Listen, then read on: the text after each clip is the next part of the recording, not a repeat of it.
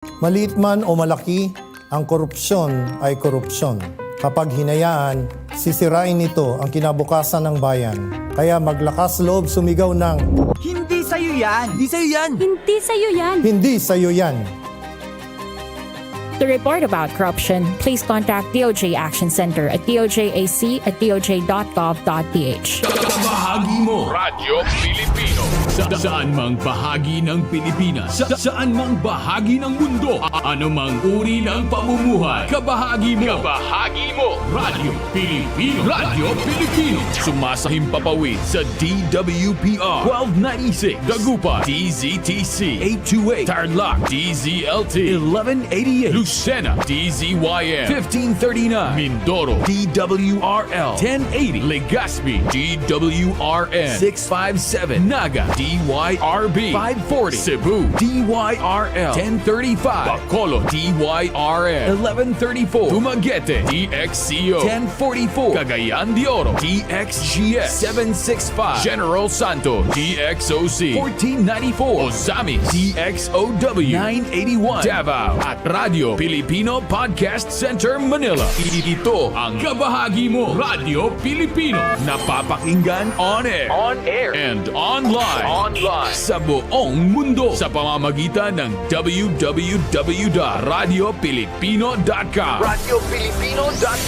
Impormasyong may kalidad at serbisyong may halaga. Kasama, katuwang, kapinoy, kabahagi mo, Radyo Pilipino. Radyo Pilipino. Pulsong Pinoy. Kabahagi ng bawat Pilipino. Pulsong Pinoy. Ang programang magbibigay linaw sa mga katanungan sa politika, negosyo at kalusugan. Pulsuhan natin yan. Pulsong Pinoy. Kasama ang kabahagi mo, Ben Paypon.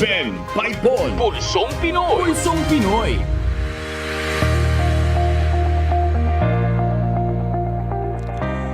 Pilipinas, magandang hapon. Philippines, good afternoon. Hi, Miss Universe. Magandang hapon po. Ben Paypon po. Inviting you na to join us dito po sa ating Pulsong Pinoy sa Radyo Pilipino. Saan man panig ng mundo, kabahagi mong Radyo Pilipino. Today is April 28 na ho.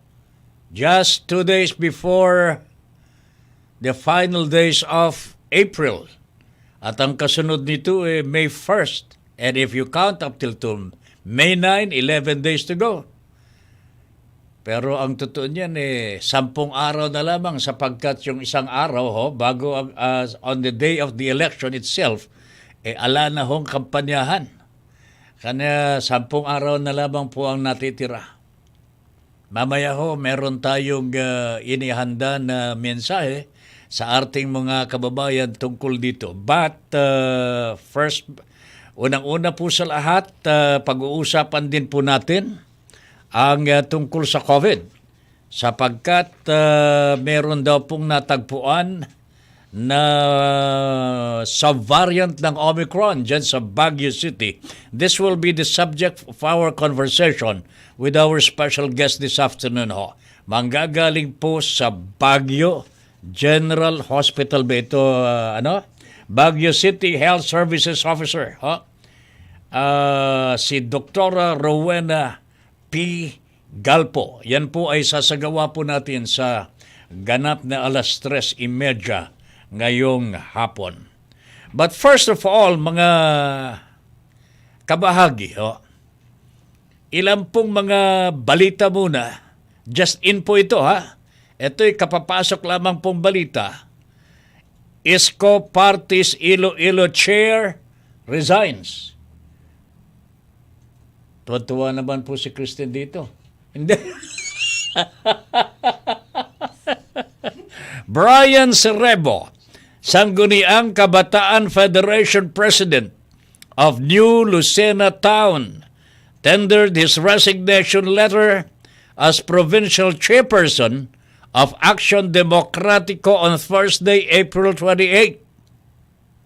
Today, this comes just after the party's standard bearer in the 2022 presidential elections, Manila Mayor Isko Moreno, ended his barnstorm of Panay Island and Guimaras on Wednesday, April 27.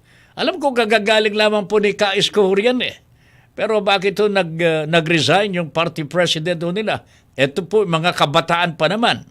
Cerebo told Daily Guardian that it was poor planning and Dumagoso's recent statements that pushed him to step down as the party's leader in Iloilo province.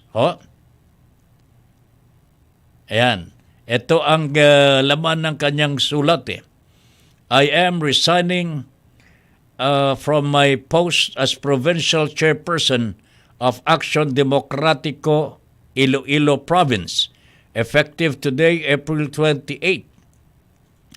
This will give way for Action Democratico leadership to appoint a replacement that can better serve the party. I would like to reiterate, however, that I wish to remain as member of Action Democratico, a party I am proud of, to be part of since 2018, with principles and convictions laid down by our founder, the late Senator Raul Roco, and continued by new breed of leaders such as Executive Vice President Pasig City Mayor Vico Soto. Signed, Brian Eric T. Cerebo. Addressed to Mr. Ernesto M. Ramel Jr., Chairman, Action Democratico. Wow, my goodness, Alright? Ngayon po mga kabayan, bago natin basahin po yung nangyari po sa Baguio City, I would like to read to you what I've prepared this morning. Okay? Time flies so fast, we are very close to the finish line. Unnoticed po. Yes, 10 to go because the 9th is reserved for prayers, last-minute preparations without rallies or sorties, just plain and simple relaxation with intent to win the election by all means. Pinag-aaralan po kung anong gagawin po sa election na on the last day. So far, what did we see? Ano po ang nakita ho natin? Conspicuously and unexpectedly, presidential and vice presidential candidates with no intention to win but to gain experience and a little of financial security have left the race without a word or two on the reasons why. Basta tumigil na lamang po sila. Di ba? Napapansin po ninyo, tumigil na lamang po yung nasa ibaba. They just faded away. Only Calyode de Guzman, Manny Pacquiao, Ping Lacson, and Yorme Caisco Moreno, the so-called opposition candidates who refuse to unite, remain in the race, but they too are weakening, also for one reason or the other. Calyode de Guzman has no chance of winning the presidency, but he is the best gainer. He was clear in his advocacy. He articulated his platform, reached his target voters, and the workforce as a leader that can lead his flock from here on. Sa mga manggagawa, congratulations po. Congratulations. Manny Pacquiao is a dead honest, very consistent in his intent to serve. Tapuna-puna po ang honesty ni Manny Pacquiao. His intention was to serve the less fortunate. But from the very beginning, he knew he had a baggage he could not unload. Ping Lacson exuded with confidence as probably the most senior among the presidentiables. He knows his algorithm from A to Z, but he was deserted by his own party. Yan po ang nakalulungkot kay Ping Lacson. And so with Yorme, kababasa lamang po natin yung mga resignations. Or Caisco, he knew he had the charisma. Ito, alam na alam ni Caisco ito. He had the charisma, the funds, importante po ito, the funds and the agility and youthfulness. Siya po ang bata ho sa tropa. But he could not temper his ambition. He attacked the wrong tree at the wrong time. Umatake kung saan-saan ho. Oh. And he too was left behind by his own party mates. Time has flown so fast and there is no time left for recovery. From the very beginning, only two candidates will vie from the presidency. It has been Lenny or BBM from the very start. And it is now shaping up as predicted. Who will it be? Dali lang ho at hanapin lamang po natin yung part 2. Ayan. Who will it be? This election 2022 has developed into a fight between two factions. On one hand, the politicians versus the people.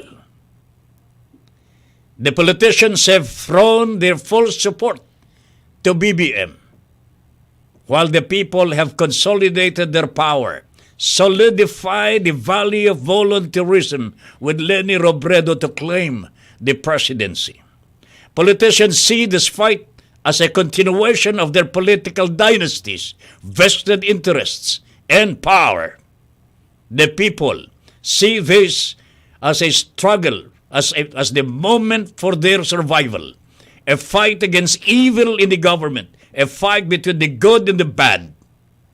This fight has been reduced between what is right for the people and what politicians want for themselves again and again.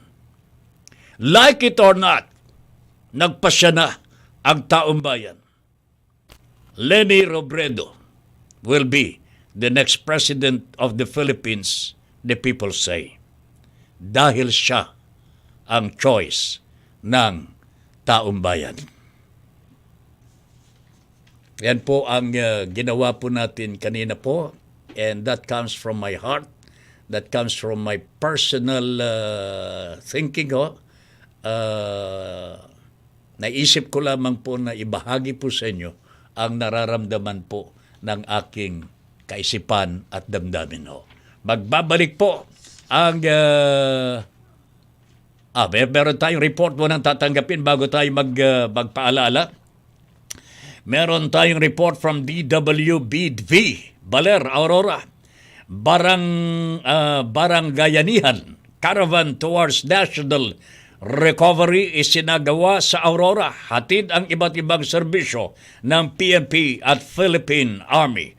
Report mula sa ating kasama si Melanie Hugo. Melanie, magandang hapon. Ibahagi mo.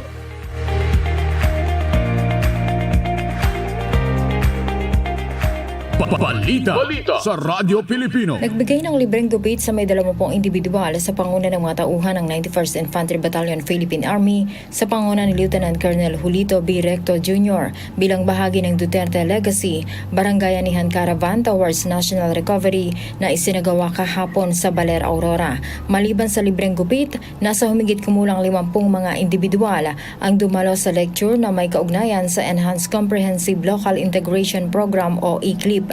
Ang ECLIP ay isang programa na nagbibigay ng tulong pinansyal sa mga dating rebelde na tumalikod sa armadong pakikibaka at nagbalik loob sa gobyerno.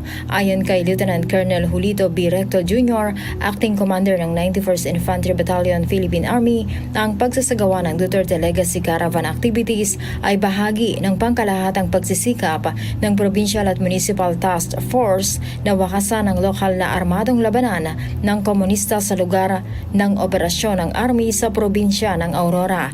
Dagdag pa dito, nakatuon ang Philippine Army sa pagbibigay ng information dissemination sa publiko tungkol sa mga nagawa at pagsisikap ng administrasyon na nagbigay ng tunay na pagbabago sa buhay ng mga Pilipino. Sa pamamagitan ng information drive ng PNP at Barangayanihan Caravan ay namamahagi din ng mga food packs kasama ang Department of Trade and Industry DTI, Department of Interior and Local Government DILG. Mula dito sa Baler, Aurora, ako si Melanie Hugo. Saan mang panig ng mundo, kabahagi mo, Radyo Pilipino. Balita sa Radyo Pilipino. Maraming salamat, Melanie Hugo ng DWBV ng Baler, Aurora. Magandang hapon po sa lahat ng mga taga-Aurora. Magbabalik po ang Pulsong Pinoy pagkatapos po ng ilang mga paalala.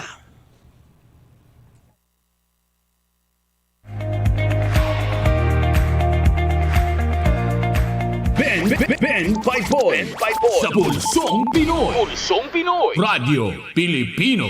Bahagi ba ng pangkabuhayan mo ang agrikultura? Nais mo bang makakuha ng impormasyon, tulong at gabay ang iyong mga katanungan tungkol sa agrikultura? Sasagutin natin yan sa Asenso Agri-Negosyo. Mga impormasyong makabuluhan at makatutulong sa negosyong pang-agrikultura. Asenso Agri-Negosyo. Agri ka ba? Samahan na ang inyong kabahagi at hero sa agrikultura. Hero Robregado. Lunes hanggang Biyernes, alas 5 hanggang alas 6 ng umaga. Asenso Agri-Negosyo. Dito lang sa kabahagi mo, Radyo Pilipino. May iba na ba siya?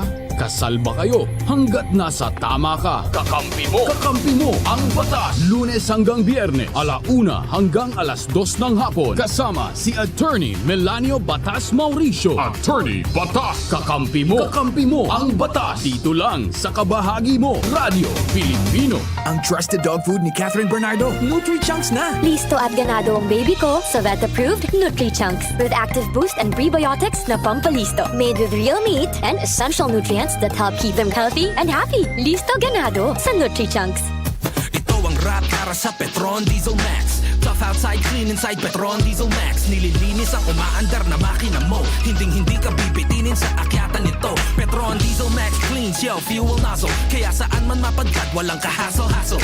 Kung naghahanap ka ng bad word, sarap na ito. Pati ito nilinis na ng Petron Diesel Max, yo.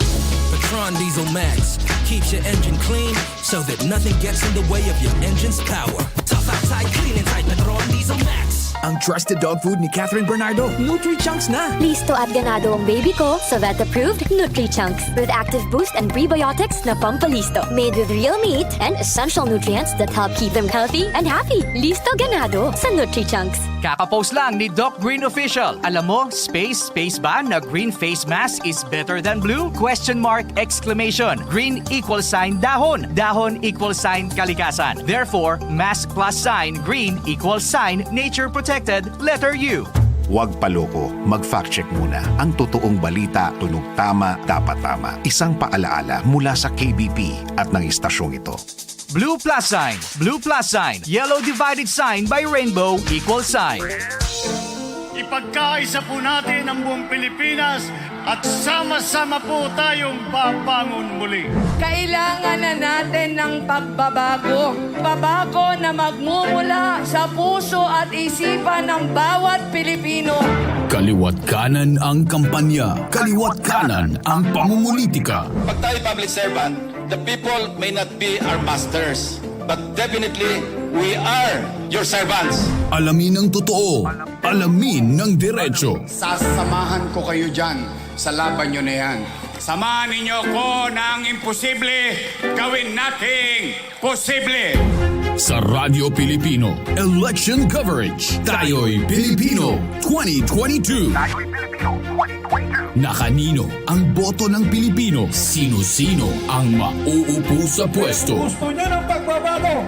Dadalhin ko kayo sa kampyonatong ko para sa taong bayan. Tayo'y Pilipino 2022. The Radyo Pilipino election coverage. Tututukan at ibabahagi ang mga kaganapan sa araw ng eleksyon on air and online mula Luzon, Visayas at Mindanao sa pamamagitan ng mga Radyo Pilipino and 1FM stations. Tayo'y Pilipino 2022, the Radyo Pilipino Election Coverage. May 9, 2022 sa 1FM at sa Kabahagi mo, Radyo Pilipino.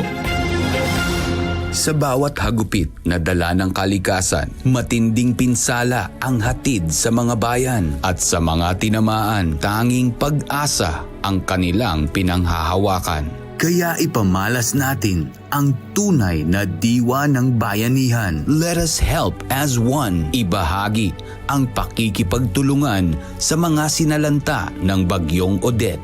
Tulong Ka Pinoy. Tulong Ka Pinoy. A project of Asenso Kapinoy Foundation Incorporated in cooperation with Radio Pilipino and 1FM. Ang anumang donasyon ng bawat isa sa atin ay napakalaking regalo na para sa ating mga Kapinoy na naging biktima ng Bagyong Odette. Amin po itong ipadadala sa mga typhoon-ravaged areas. Kaya sa mga nais tumulong, maaari po kayong magdeposito sa Asenso Kapinoy Foundation UCPB account number 2010-30038-685 o pwede nyo ring dalhin sa aming himpilan. Tulong Ka Pinoy. Tulong Ka Pinoy. For Typhoon Odette. Tulong tayo Ka Pinoy upang ibangon ang pag-asa ng ating mga kababayan. Para sa karagdagang impormasyon, bisitahin ang Radyo Pilipino o 1FM Facebook page. Nagbabalik si Ben Paypon sa Pulsong Pinoy. Alright, balik tayo mga kabahagi sa ating Pulsong Pinoy. Dito po sa Radyo Pilipino, special greetings to a listener. Oh, parang naiiba naman ito. Taga-Naga ho. Oh. Hindi po galing sa Mindanao ito ha. Galing po sa Naga, Camarines Sur ha. Magandang hapon po sa ating kasamang si Princess at mga prinsesa po dyan sa Naga City. Princess Bernal. No? Mukhang kamag-anak ito ni Chris Bernal. Good afternoon, Chris, at to your family. Magandang hapon po sa inyong lahat. Alright, mga kabahagi, meron pa tayong isang report na pararaanin ho. Comelec Surigao del Norte nagsagawa ng Covenant Meeting kasama ang 901st Brigade ng Philippine Army. Pakinggan po natin ang detalye ng report na yan mula sa DXSP Surigao mula kay Jade Ahero. Jade, magandang hapon, ibahagi mo.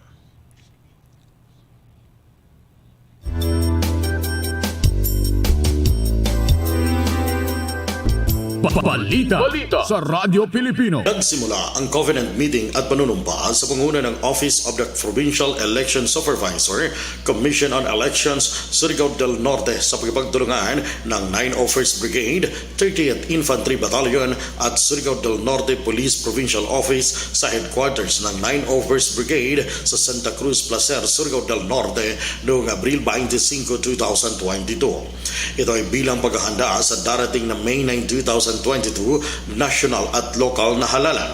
Ang aktibidad ay pinangunahan ng Provincial Election Supervisor ng Surigao del Norte na si Attorney Riza Ann Donalyn Constantino bilang chairman ng Provincial Joint Security Control Center kasama ang kanyang mga vice chairpersons Brigadier General George L. Banson, Commander ng 901st at Police Colonel Renato Mercado ng Provincial Director ng Surigao del Norte Police Provincial Office. Ang Covenant Meeting at panunumpa ng Integrity Pledge sa lahat ng kandidato sa pagka-alkalde sa iba't-ibang munisipalidad ng mainland ng Surigao del Norte na may pangunahing layunin na matiyak ang tapad, maayos, mapayapa at kapani-paniwalang halalan. Ang aktibidad ay dinaluhan ng kabuuang 19 na kandidato kung saan 10 ang mga nanungkulan na alkalde sa lungsod o munisipyo. Sa panahon ng talakayan, nagtanong ang mga kandidato tungkol sa mga isyu na may kaugnayan sa halalan. Ayon pa sa COMELEC, kailangang sundin ang mga nakasaad sa COMELEC rules para hindi malagay sa alanganin ng isang kandidato. Nagbigay pa ng karagdagang mga alintuntunin na may kaugnayan sa pagsasagawa ng May 2022 election.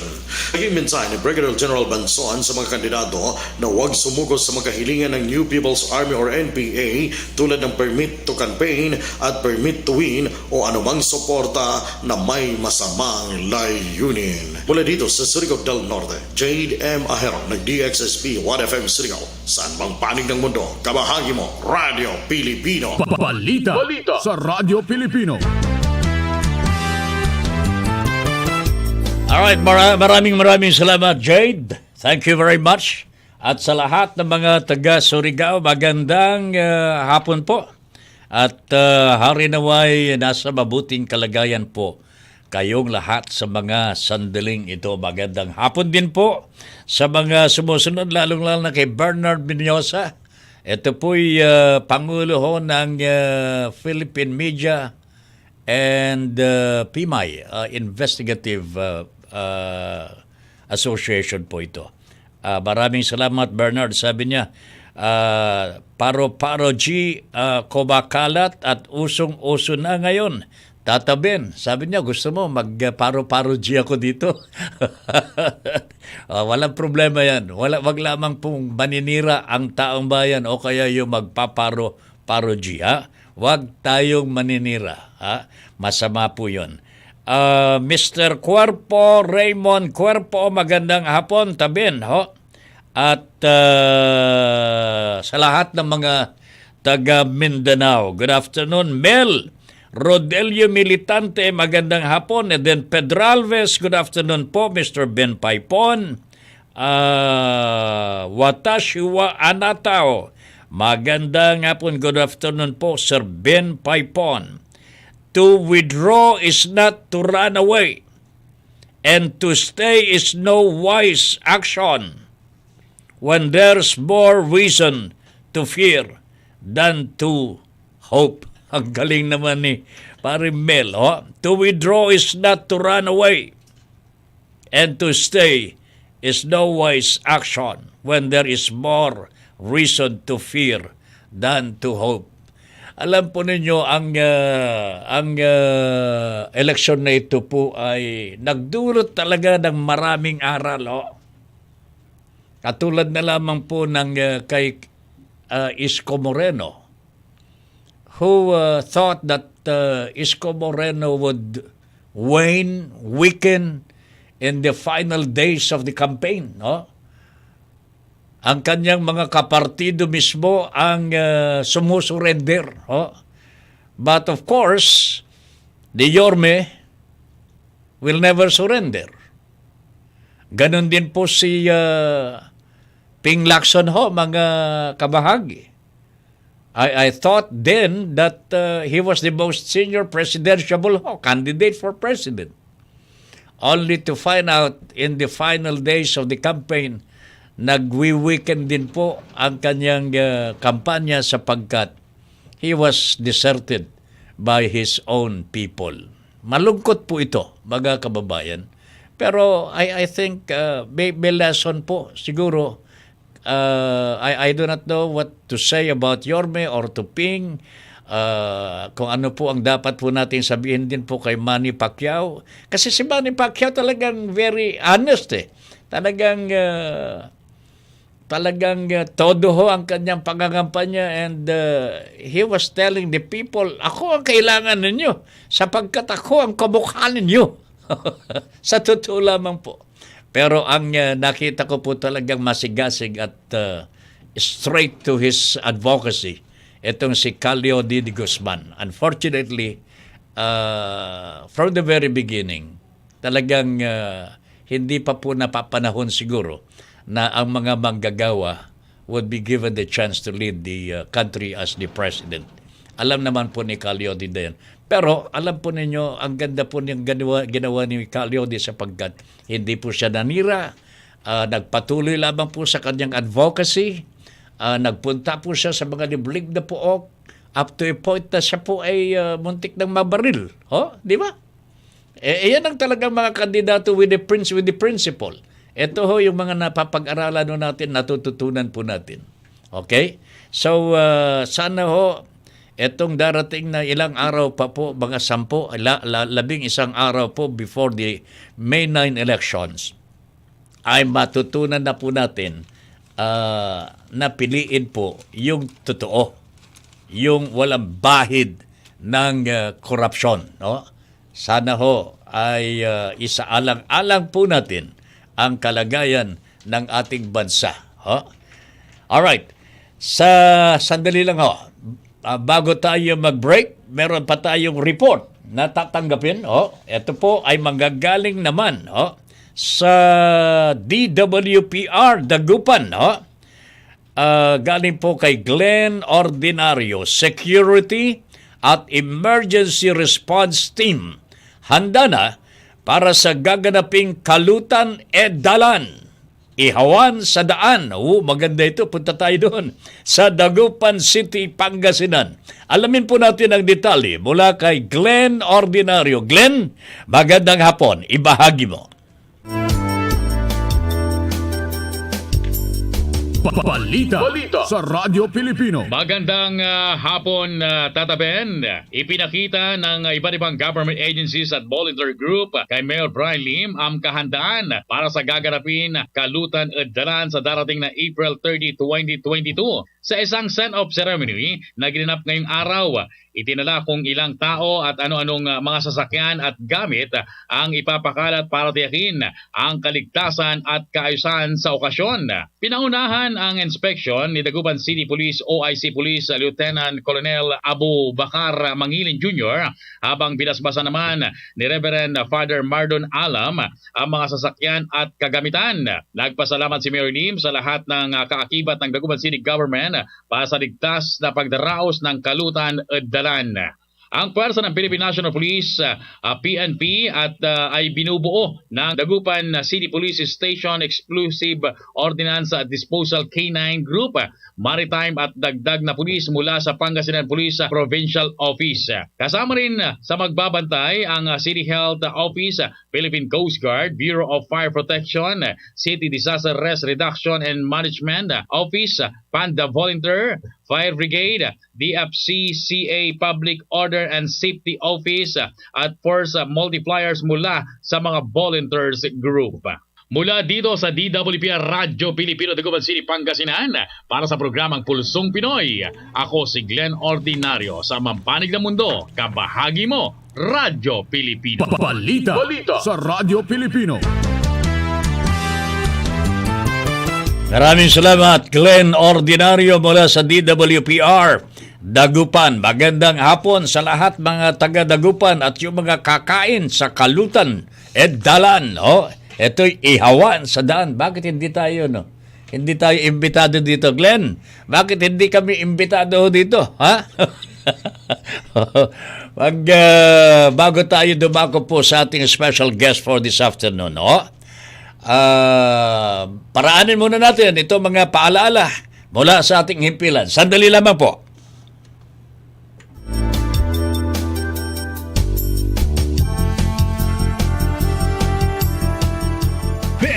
Ben Paypon sa Pulsong Pinoy. Pulsong Pinoy. Radyo Pilipino. Alamin ang mga importanteng kaganapan sa iba't ibang panig ng mundo. Mga balitang mahalaga. Mga balitang may kabuluhan. Sa Balitang Pandaigdigan. Balitang Pandaigdigan. World News. Mga pangyayaring may pakialam ang bawat Pilipino. Ibabahagi ni Buddy Bernardino. Live from Radyo Pilipino UK. Tuwing Lunes, Miyerkules at Biyernes, alas 4 hanggang alas 4:30 ng hapon. Balitang Pandaigdigan. World News. Dahil saan mang panig ng mundo, kabahagi mo ang Radyo Pilipino. Papalapit na ang eleksyon at sasalalay sa atin ang desisyon. Tayo ba ay maiisahan o tayo ba ay magkakaisa sa pagpili para sa bayan? Isahan Sino ang makakaisa? Sino ang makikiisa? Isahan! Alamin ang mga sagot nila. Alamin ang mga plataforma upang mamulat ang sambayanan sa nalalapit na halalan. Isahan! Isahan! Eleksyon talakayan. One-on-one interviews with electoral candidates. Isahan! Lunes hanggang Sabado, alas 11 hanggang alas 12 ng tanghali. Isahan! Isahan! Kasama ang batikang mamamahayag at kolumnista sa radyo, telebisyon at dyaryo. J. Maderazo. Dito lang sa Kabahagi mo, Radyo Pilipino. Ang trusted dog food ni Catherine Bernardo, Nutri-Chunks na. Listo at ganado ang baby ko sa vet-approved Nutri-Chunks with active boost and prebiotics na pampalisto. Made with real meat and essential nutrients that help keep them healthy and happy. Listo ganado sa Nutri-Chunks. Dial hashtag 88000 Petron Gasol Express Delivery. Nationwide hotline yan. Si Mami ay wais. Dahil alam ang mabilis. Petron Gasol Delivery. Call and delivery ay free. Sakto. Hashtag 88000 yan. Sulit. Hashtag 88000 yan. Safe. Hashtag 88000 yan. Petron Gasol Express Delivery. Nationwide hotline yan. Ang trusted dog food ni Catherine Bernardo, Nutri-Chunks na. Listo at ganado ang baby ko sa vet-approved Nutri-Chunks with active boost and prebiotics na pampalisto. Made with real meat and essential nutrients that help keep them healthy and happy. Listo ganado sa Nutri-Chunks. Kabahagi mo, Radyo Pilipino. Impormasyong may kalidad, serbisyong may halaga, saan mang bahagi ng Pilipinas. On air. Saan mang bahagi ng mundo. Online. Ano mang uri ng pamumuhay. Kasama, katuwang, kapinoy. Kabahagi mo, Radyo Pilipino. Radyo Pilipino. Pinag-uusapan, 0.41 seconds ago, mula kay @Jello123. Imahe ng isang patron, lumuha ng chocolate! Exclamation! At yung chocolate, naging muka ni Mayor! Huwag paloko, mag-fact check muna. Ang totoong balita, tunog tama, dapat tama. Isang paalaala mula sa KBP at ng istasyong ito. Hashtag Miracle Mayor number 4, all caps, halalan. Ako si Melinda, tindera, kumakayod para sa pamilya. Sa halalan, huwag niyo kong kalimutan.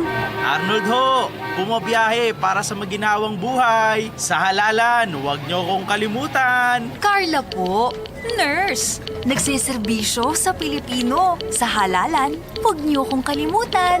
Sa boto mo, apektado ang buong bayan. Sa halalan, huwag natin sila kalimutan. Paalala ng Ad Standards Council, Ad Foundation, KBP at ng himpilang ito.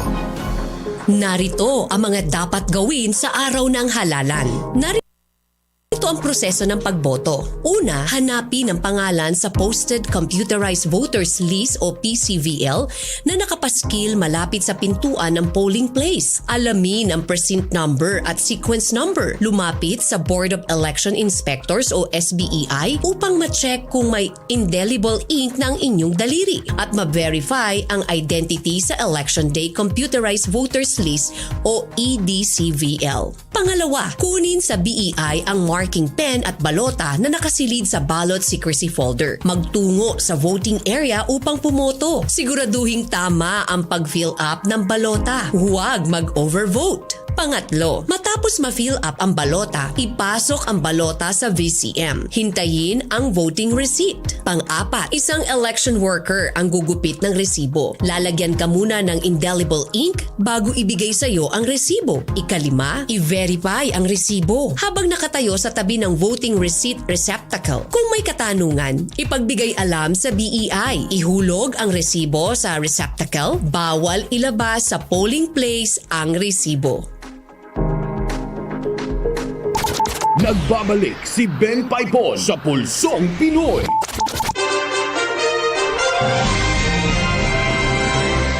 Thank you very much. Balik tayo mga kabahagi sa ating Pulsong Pinoy. Dito po sa Radyo Pilipino, nasa linya na po natin ang ating special guest, live and direct from Baguio City Health Services. Siya po ang officer in charge dito po sa Baguio City Health Services, Dr. Rowena P. Galpo. At makakausap po natin siya tungkol dito sa sub-variant po ng Omicron na nakita daw po sa Baguio City from a person galing po sa Finland. Alamin po natin mula sa ating guest for this afternoon, Dr. Rowena P. Galpo. Doktora, magandang hapon po. Si Ben Paypon po ang makakausap po ninyo dito po sa ating Pulsong Pinoy. Doktora, magandang hapon po. Yes po. Magandang hapon po. Magandang hapon po. Maraming salamat po at pinaunlakan po ninyo ang aming tawag po. Maraming salamat. Doktora, ano bang nangyari ho dito? According to the reports, you found out that there is a Finnish woman galing po sa Finland, pumasok po dito sa Baguio City at natuklasan na meron po siyang sa variant. Can you tell us more about this one? Yes po. Noong April 2, dumating nga dito sa Pilipinas ang isang taga-Finland, 52-year-old female. So, nag-travel dito sa Philippines from Helsinki, Finland.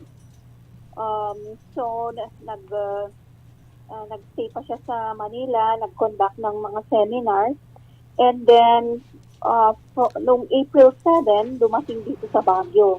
Mm-hmm. Ngayon, ganun din ang ginawa, nag-conduct din ng mga iba't ibang ng seminars dito sa Baguio. So, noong April 10, nag-develop siya ng signs and symptoms kagaya ng sore throat, headache, at saka sipon, kaya nagpa-test siya.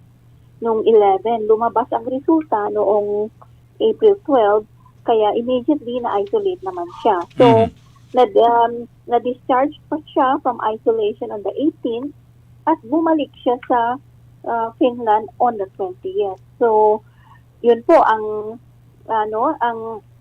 konting background on the case. Noong April 23, napadala po kasi noon yung kanyang specimen na lumabas lang po noong April 23 galing sa Philippine Genome Center na nagsasabi nga na Omicron with the sub-variant of BA2.12. So yun po ang kwento po. Apo. So it was found out that the patient had this Omicron subvariant B2.12. Nakita po sa kanya?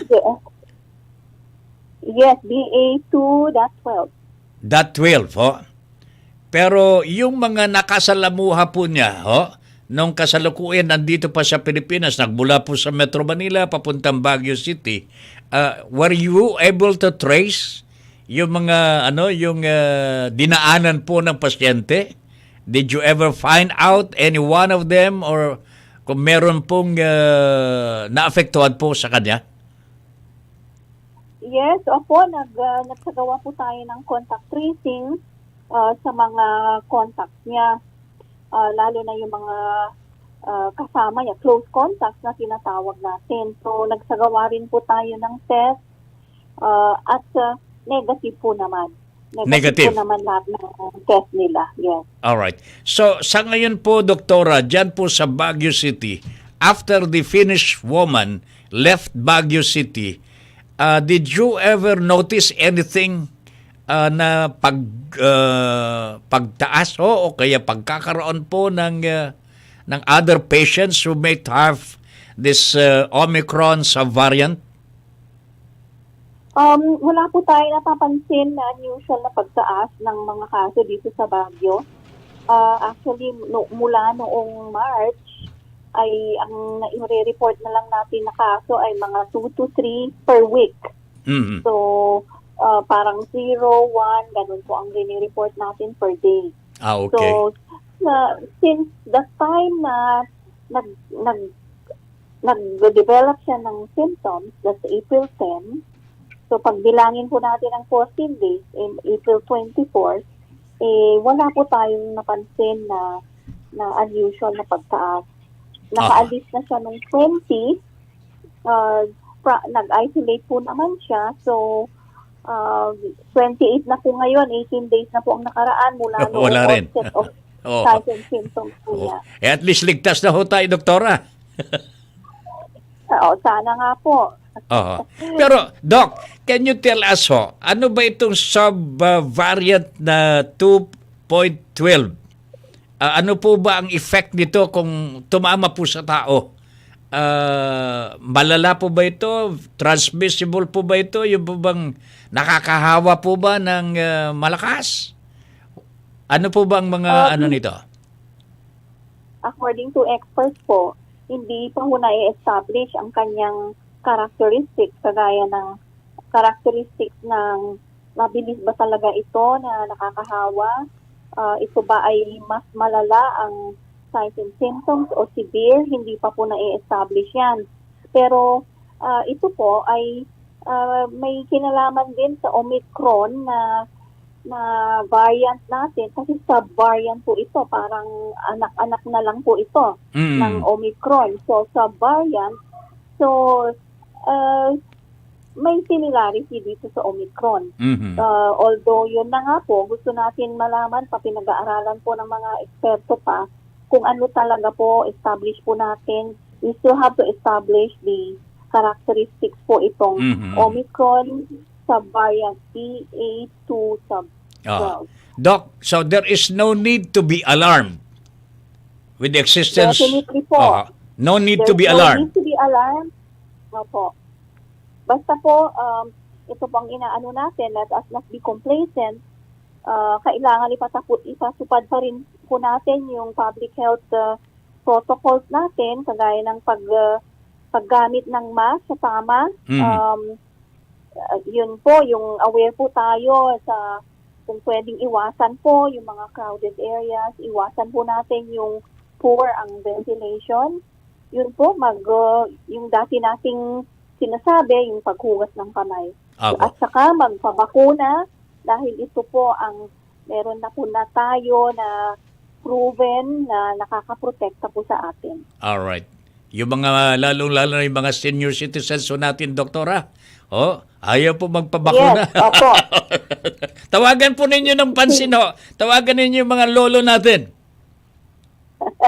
Sige po, sa lahat po ng mga senior citizens natin, at saka yung mga patients na medyo mabababa ang immunity nila, yung mga immunocompromised, sana po pumunta kayo sa mga vaccination sites, malapit na vaccination sites ninyo para magpa-booster, o kaya kung hindi pa ninyo, wala pa kayong ni isang bakuna, siguro it's about time po na magpabakuna na po tayo. Alright. Doc, thank you very much for your time, ha. Maraming salamat. It's a welcome information. Yung sinabi na there is no need to be alarmed. Wala po tayong dapat ikabaala. But in the same manner, wag tayong magpapakampante, no? We have to follow yung strictly yung mga health protocols pa rin na pinairal noong pa man na nagkaroon po tayo ng pandemic. Okay? Doc, thank you very much. Maraming salamat po. Ayan si Dr. Rowena P. Galpo ng Baguio City Health Services. Siya po ang officer po dito, Baguio City Health Services. Dr. Rowena P. Galpo. Meron po kasing natagpuan, nakita ho dito sa Baguio City, na pasyente may daladalang Omicron subvariant B2.12 And nung suriin po, hanggang sa Macales, hindi naman po nagkaroon ng malalang epekto sa mga kalusugan po natin.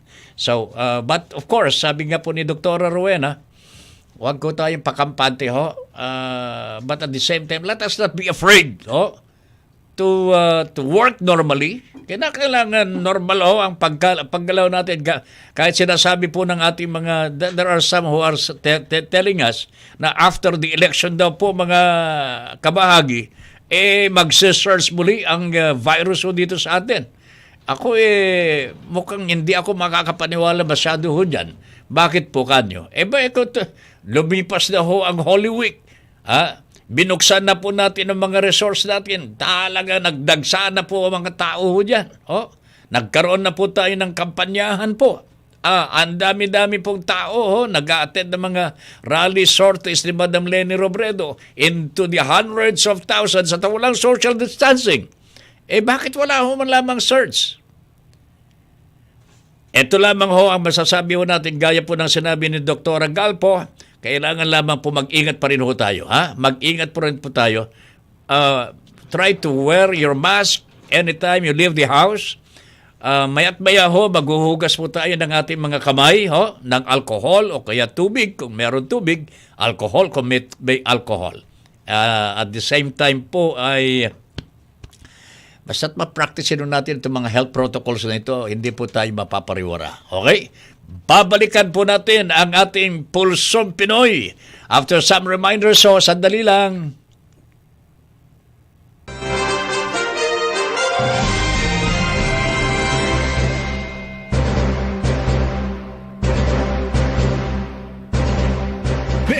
Ben Paypon sa Pulsong Pinoy. Pulsong Pinoy. Radyo Pilipino. Business Tips. Business Tips. Ang 4 na rason kung bakit ang isang nagnenegosyo ay kinakailangang magplano. Una, pinapakita ng isang plano ang kikitain ng iyong negosyo sa hinaharap. Pangalawa, pinapakita ng isang plano kung anong parte ng iyong negosyo ang pwedeng pagbutihin. Ikatlo, pinapakita ng isang plano sa mga pag-uutangan, bangko, NGOs, organisasyong pampinansyal at mga individual kung gaano kaganda ang kita ng isang negosyo sa hinaharap. At ika-4, pinapakita ng isang plano kung magkano ang kikitain at gagastusin ng iyong maliit na negosyo. Business Tips. Umiikot na COVID post from a student mula sa Universidad ng Kulam. Kampon lang ni Demonyo Emoji ang di naniniwala sa vid na to. Pansinin nyo yung lalaki, biglang nilapa katabi niya pagkaturok sa braso. Huwag paloko, mag-fact check muna. Ang totoong balita, tunog tama, dapat tama. Isang paalaala mula sa KBP at ng istasyong ito. Hashtag, one like, one prayer. Exclamation, share, number 2, Berto po, nagsasaka para mapakain ng pamilya. Sa halalan, huwag niyo kong kalimutan. Rina po, contractual worker sa fast food. Sa halalan, huwag niyo akong kalimutan. Ako si Nila, labandera, nagsisika para sa pag-aaral ng mga anak. Sa darating na halalan, huwag niyo akong kalimutan. Sa boto mo, apektado ang buong bayan. Sa halalan, huwag natin sila kalimutan. Paalala ng Ad Standards Council, Ad Foundation, KBP at ng himpilang ito. Mga dapat tandaan para siguradong mabilang ng tama ang iyong balota. Gamitin ang official marker lamang na binibigay ng BEI. Huwag gamitin ang sariling ballpen, lapis o ibang panulat. Itiman ng buong buo ang bilog. Huwag bumoto ng higit sa nakasaad na kinakailangan para sa posisyong binobotohan. Ito ang tinatawag na overvote. Pag nag-overvote ka, hindi mabibilang ang boto para sa posisyon na iyon. Maari kang mag-undervote o yung bumoto ng mas kaunti sa kinakailangan ng posisyon. Huwag dumihan, lukutin o punitin ang iyong balota. Bawal din litratuhan ang balotang namarkahan na ng boto mo. Kapag may katanungan tungkol sa nilalaman ng resibo, agad na ipagbigay alam sa BEI. Ang inyong katanungan o reklamo ay itatala sa minutes of voting at inyong lalagdaan ang likod ng resibo. Ang resibo ay ikakabit sa mismong minutes of voting. Bawal ilabas sa polling place ang resibo. Bawal din itong litratuhan. Nagbabalik si Ben Paypon sa Pulsong Pinoy. Balik tayo mga kabayan at mga kabahagi sa ating Pulsong Pinoy. Maganda itong comment ng isa nating viewer po, kaibigan ko ito, si Ginoong Bernard Menyosa. Good afternoon, Bernard. Sabi niya, paro-paro G ang uso ngayon, taben. Kaya, ang daming lumilipad at tumatalon sa iba't ibang mga partido. Ako, sanay ako dyan sa paro-paro G. Padre, ha? Oh. Pero that is true. That is true. That is why, sabi ko kanina sa umpisa ng ating programa, nagwi-weekend na ho ang kanilang mga kampanya ho. And siguro mai-connect natin itong comment ni Mel Rodelio Militante sa pinag-uusapan po natin sapagkat sabi po ni Mel, my only message to those who withdraw is this: never stop just because you feel defeated. Huwag ko kayong titigil dahil naramdaman ninyong talo na kayo. The journey from the other side is attainable only after great suffering. Totoo yan po mga kababayan. Totoong-totoo po ito. Pero pansinin po nitong kampanyang ito, yung mga kandidato pampresidente lalong-lalo na, yung mga pampresidente, talagang yung mga nasa baba talagang kusa nang nag-withdraw. Hindi na po natin nalaman kung ano ang dahilan ng kanilang pag-withdraw. Nandyan po yung mga Norberto Gonzales and so on and so forth. They do not hindi na po sila kakampanya talaga, no? Ang masigasig na lamang po, nandyan po sila Ping Lacson, si Calyodi, si Manny Pacquiao, and si Yorme. Of course, the two primary candidates, si BBM at saka si Lenny Robredo, ay talagang nandun na po sa tuktok na tuktok. Pero ang gusto ko lang sanang madagdagan dito, yung sinabi ni Mel, na yung pag-withdraw, mahalaga po ito pagkaalam mo ng kailangan and there is no chance of winning, kailangan siguro mag-withdraw na lang. Tingnan mo yung ibang mga pampresidente talagang kusa na silang nag-withdraw without saying any, wala nang sinasabi pa ang dahilan. Pero sa ibang mga kandidato who thinks and believe that they have still a chance, hindi naman po natin pwedeng pilitin po silang mag-withdraw. But they should, kumbaga they should read between the lines, ika nga. Kung yung mga kapartido mo na mismo ay tumitiwalag at pumupunta na po doon sa sinisiraan mo, ay palagay ko naman mag-isip-isip ka na. Kung meron pong pag-iisip pa, kung wala lang pag-iisip, sige, nasa sayo na lang yun. Palagay ko mga kababayan, tularan po ninyo ang ginawa po ni Mr. Marcoleta, Rodante Marcoleta. This is one candidate who really believes that he could win. Kasi nasa partido po siya ni Pangulong Rodrigo Duterte. He belongs to a powerful group of religious people who vote as one. Can you imagine that? Nasa kanya yun. And yet, naisipon po niya mag-withdraw sa race. He is no longer a candidate for senator. Bakit po kaya? Of course, he alone would know the reason for this. But definitely mga kababayan, first, nagtatapat na si Pangulong Rodrigo Duterte. Ang sabi po niya, nagkamali ako. I was mayabang nung ako ay nangangampanya and it was not right. Inaamin na po ni Mr. Duterte na siya po ay nagkamali. Kayabangan lamang po ang nangyayari sa halalan. Act of hubris. Kumbaga sa super yabang. Okay?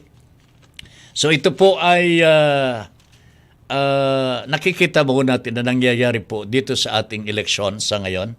And hopefully po mga kababayan, we will be guided by our conscience. We will be guided sa mga nangyayaring tama at totoo dito po sa ating bansa. This will guide us to the next step during the election na po. On the day of the election mismo, we should know by then ano po ang dapat po natin gawin. Sino ang iboboto po natin. Ano ito? Pasabi din, Miss Lynn, may special coverage tayo sa May 9 election day. Meron po tayong we will be bringing the action to your living rooms on election day ho mismo mga kababayan po. Magkakaroon po ng coverage ang Radyo Pilipino on May 9. Tataben, Cagayan de Oro sila. Nandun po sila, Katia, sila Kati Gabriola and yung mga management people ho natin sa Radyo Pilipino, dumadalaw na po sila sa mga provincial stations po natin in preparation for our special coverage on May 9. See you then, pero bukas makikita pa ho tayo. Magpapaalam na po si Tata Ben. Wala na tayong oras sa kabuuan ng ating Pulsong Pinoy. Maraming salamat kay Ram Alonso, kay Engineer Dave, sila Eman, at sino pa yung isa? Wala, si Binibining Christina. Mochi. Ayan, Mochi. Alright, Binibining Christine, nung araw ito. Miss Lynn, maraming salamat. And of course, Ben Paypon here. So I thank you very much for allowing us into your homes and for giving us the privilege to be of service to you. Gandang hapon po sa inyong lahat.